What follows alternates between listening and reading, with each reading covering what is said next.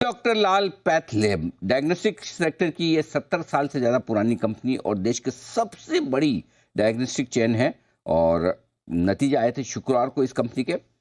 मैं आपके सामने नतीजे पहले रख दूं, फिर उसके बाद हम मैनेजमेंट से मुलाकात करेंगे। आय में रही 11% की बढ़त, कामकाजी मुनाफा 25% बढ़कर आया है, मार्जिन में अच्छी बढ़त दिखी, 3% के पहुंचे हैं 26.5% के आसपास, और मुनाफा 50% बढ़कर आया है। नंबर्स के बाद स्टॉक में आज है भरपूर एक्शन, 2500 के पार निकलता हुआ 7% का दमदार उछाल। नंबर्स इन्वेस्टर्स को, बाजार को, एफआईएस को, सबको पसंद आते हुए दिख रहे हैं। हमारे साथ कार्यक्रम में शामिल हो रहे हैं डॉक्टर ओम मनचंदा साहब, मैनेजिंग डायरेक्टर है कंपनी के, और सर ने आईआईएम अहमदाबाद और हार्वर्ड यूनिवर्सिटी से पढ़ाई की है। 1990 से आपने एचयूएल के साथ करियर की शुरुआत की है और 2005 से आप डॉक्टर लाल पैथ लैब के साथ जुड़े हुए हैं। मनचंदा साहब, बहुत बहुत स्वागत है सर आपका, धन्यवाद हमें समय देने के लिए। सबसे पहले तो सर, दमदार नतीजों की आपको बहुत बहुत बधाई। नंबर्स शानदार दिख रहे हैं हर एक पैरामीटर पर, और बाजार को पसंद भी काफी आए हैं। ये बताएं सर, इस क्वार्टर में बहुत ही परफॉर्मेंस जबरदस्त रही, उसके पीछे कारण क्या है? स्पेशली जो मार्जिन इतने इंप्रूव होकर आए वो कैसे हुआ है? Thank you and good morning. Money जो आपने रिजल्ट्स देखे हमारे, उसकी दो तीन वजह है। एक तो जो सबसे इम्पोर्टेंट है, हमारा एक स्वस्थ फिट पैकेज हम लॉन्च कर रखा है हमने, उसका कंट्रीब्यूशन हमने काफी जब देखा इस क्वार्टर में। उसकी वजह से जो सारे पैरामीटर्स हैं, टर्नओवर के, नंबर ऑफ टेस्ट पर पेशेंट के और प्रॉफिटेबिलिटी के इम्प्रूव हुए। तो एक तो वजह उसकी ये है। दूसरा है कि जो हमारी ग्रोथ रेट है इस क्वार्टर की, कंपेयर टू जो पुराने क्वार्टर है तीन, उससे काफी अच्छी है।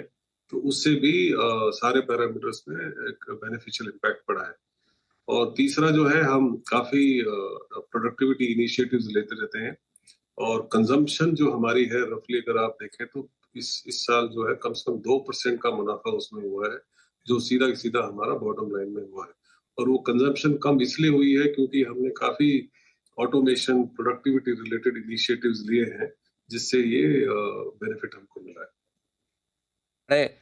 इनिशिएटिव्स का फायदा आपको होता हुआ दिखा है। रेवेन्यू ग्रोथ जो सर आपकी डबल डिजिट में आई है, और मार्जिन 26% जो आए हैं, 26.5% रादर, क्या ये मेंटेन करना संभव है इस वित्त वर्ष में? आप किस तरह की उम्मीद रखते हैं इन दोनों में? तो हमें एक्चुअली इस बात की काफी उम्मीद है कि हम ये मेंटेन कर पाएंगे। उसकी दो तीन वजह है। एक तो अगर आप देखो, इस क्वार्टर की जो ग्रोथ है हमारी, एनुअल फिगर से थोड़ी ज्यादा है।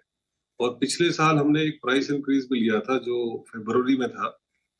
इस साल थोड़ी हमें एंजाइटी तो थी कि पता नहीं इतनी ग्रोथ आएगी नहीं आएगी, क्योंकि हमने प्राइस इंक्रीज का तो बेस पे आ ही गया था, एटलीस्ट 2 महीने का इम्पैक्ट। तो उसके बावजूद भी अगर हमने ये ग्रोथ देखी, तो हमारा कॉन्फिडेंस उससे थोड़ा बढ़ गया है कि ये हम मेंटेन कर पाएंगे। और दूसरा, जो मार्जिन की आपने बात की है, जो हमने इनिशिएटिव्स लिए, हमने बार बार एनालाइज किया है, हमें उम्मीद है हम इनको सस्टेन कर पाएंगे। तो FY25 में हम डेफिनेटली उम्मीद करते हैं कि जो हमारा रिजल्ट्स पिछले साल है, उसको हम मेंटेन या बेटर करेंगे उससे। आपने एक और मजबूत ब्रांड सबर्बन का एक्विजिशन किया था सर, ये बताएं कि सबर्बन की परफॉर्मेंस किस तरह से आई है, और वहां पर किस तरह की आगे कंट्रीब्यूशन आप देख रहे हैं अपने ओवरऑल नतीजों में? सबर्बन की एक्विजिशन को रफली 2-2.5 साल हो गए हैं, और शुरू में एक्चुअली हमें बड़ी दिक्कत हुई थी। उसकी वजह ये थी कि वहां पर कोविड का कंट्रीब्यूशन बहुत ज्यादा था, और पिछले 1-1.5 साल से वो क्लीन अप हुआ है जितना बेस। लेकिन अभी जो पिछले 5-6 महीने में हमने देखा, वहां का ट्रेंड इंप्रूव हो रहा है। और जैसे आपने बताया कि एक बहुत बड़ा ब्रांड है वेस्ट का, मुंबई हमारे लिए बड़ी इंपॉर्टेंट मार्केट है, तो हम इस पे काफी फोकस देने वाले हैं। और जो हमारी स्ट्रैटेजी है वो यही रहेगी कि जो महाराष्ट्र में फोकस मार्केट्स हैं, पुणे है, फिर मुंबई है, यहाँ पे हम जितना ज्यादा इसको प्रमोट कर सकें, हम उतना करेंगे आगे आने वाले टाइम में।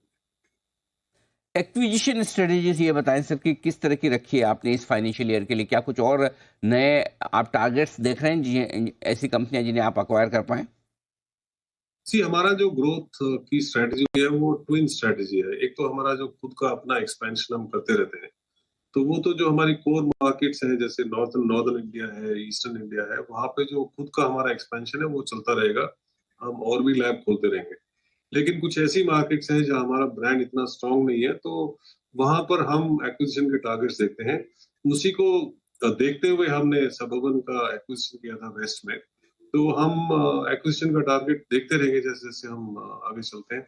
दोनों रीजन हमारे साउथ और वेस्ट में हमारे लिए बड़ा इंपॉर्टेंट है कि उस प्लेटफॉर्म को हम और बिल्ड करें। और पूरे वित्त वर्ष 2025 में सर कितना कैपेक्स टारगेट रखा है, कितना और नया निवेश करने वाले हैं आप? हमारा जो एवरेज कैपेक्स है हर साल का वो 50 से 60 करोड़ होता है। तो उतना तो होगा ही होगा, क्योंकि हम 20 से 25 लैब हम और नहीं खोलते हैं। आईटी में हमारी इन्वेस्टमेंट होती है, तो 50 से 60 करोड़ हुई तो रहेगा ही रहेगा। बाकी जो एक्विजिशन में होता है वो अलग रहेगा इसके ऊपर।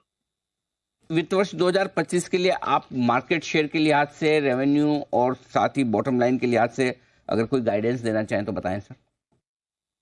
नहीं, यही है कि हम अपनी जो FY24 की परफॉर्मेंस है उसको हम सस्टेन करेंगे या उससे बेटर करेंगे, ये हमारा उम्मीद है। ओके, आपने बताया कि पिछले साल थोड़ा आपने प्राइस बढ़ाकर भी लिए थे अपने टेस्ट वगैरह प्रोडक्ट से, और उसके तो आप देख भी रहे थे कि क्या मार्केट का क्या रेस्पॉन्स आता है।